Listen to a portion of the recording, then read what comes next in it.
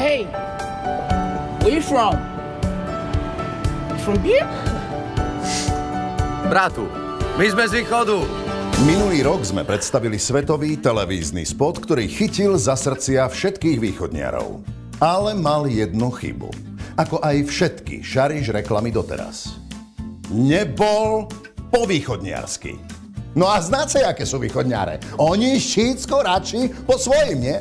No a tak sme ešte dohodli. Normálne sme ešte dojednali, že zrobíme reklamu po východniarsky.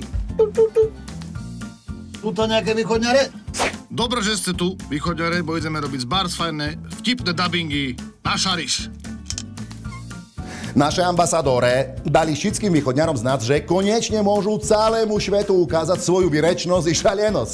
No a to konkrétne ako v dubbingu našej reklamy. A keďže sme to dali znať porádne náhlas, nie, jakže patrí na východňaroch, východňare neotaľali a išli še kúknúť na šariš.sk, kde ich čekali všetké harampáky na nahrávanie či napísanie svojho navrhu. No a zapojilo še ich bolo z čeho vyberať. To ten najkreatívnejšie navrhy putovali do nahrávacieho štúdia, kde ich šeky i s juniorom profesionálne nautoreli.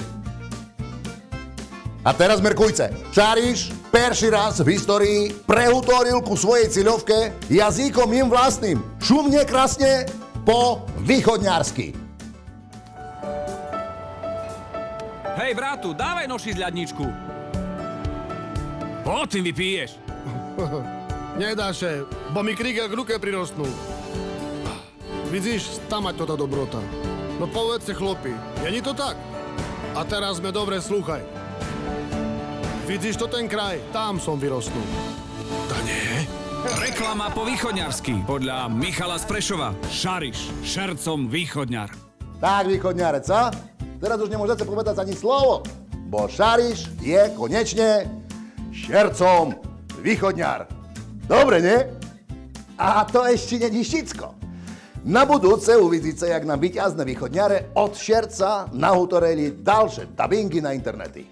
To ešte budete kúkať.